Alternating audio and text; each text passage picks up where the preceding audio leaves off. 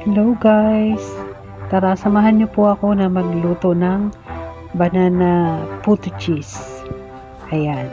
Ayan po, overripe na banana. Dinurog ko na po siya.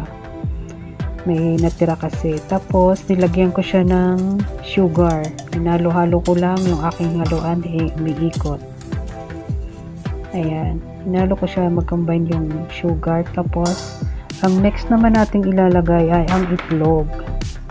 Mix again. Halo-halo lang ng halo-halo hanggang sa mag-combine ulit siya. Ganyan lang ginagawa. Puro halo. Ayan. Kaya lang yung haluan ko umiikot kaya ang hirap. Pero okay lang. Kaya naman. Ayan. Tapos, sunod natin na ilalagay ay yung ibap. Ayan. Tansya-tansya lang po yan. Wala yan sukat-sukat. Ano lang yan. Kumbaga sarili kong paraan. May kanya-kanya po tayong paraan sa pagluluto. Ang akin basta maluto siya at masarap, okay na yan. Pang ano lang naman po yan pang sarili lang. Wala lang, parang natakam lang akong kumain ng puto. Ayan, isinunod ko na po yung harina at saka baking powder.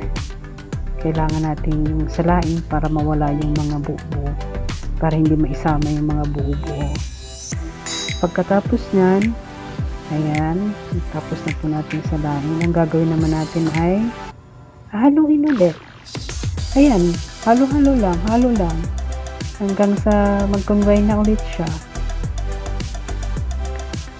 Ayan, tapos pag fully combine na po siya, ang isusunod natin ilalagay ay yung melted butter.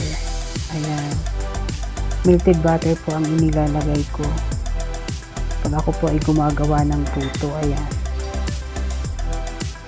halo ulit hanggang sa makumbine siya ulit. At pagkatapos niyan, isusunod na po natin yung ginagad kong cheese.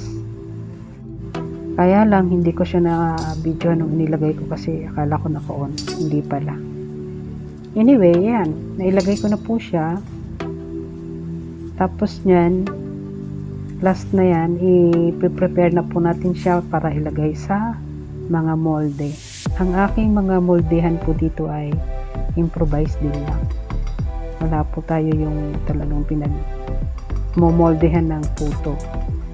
Gumawa lang tayo ng improvise na paglutuan para basta maluto lang ba. Ayan, lalagay na natin siya sa mga lalagyan. Ayan po yung aking mga lalagyan. Diba? Ang paglagay po kailangan 3/4 lang. Kasi magaan ba po siya. Aalsa pa. So kailangan 3/4 lang ang ilalagay natin sa molde. Para pag umalis siya, sakto lang siya dun sa lalagyan. Hindi siya aapaw. Ilalagay ko po yan dyan lahat. Ayan.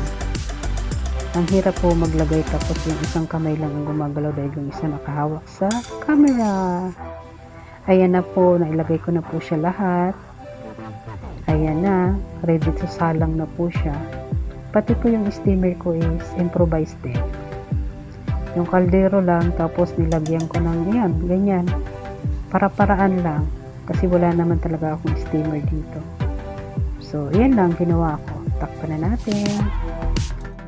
Tapos yan yung cheese na ilalagay ko mamaya sa ibabaw. Ayan. After 10 minutes, ayan na siya. O, diba? Lalagay ko na sa ibabaw yung cheese. Ayan. Hindi ko sinasabay yung cheese kasi natutunaw siya, lumulubog siya sa ilalim. So, mga 1 to 2 minutes lang yan siyang niluluto para hindi siya masyadong matunaw. Takpan natin ulit. And then, after 2 minutes, ayan lang siya. Ayan na po, luto na yung aking puto banana cheese. Ayan. Kain tayo. Don't forget to like and subscribe. Thank you guys. Thank you for watching.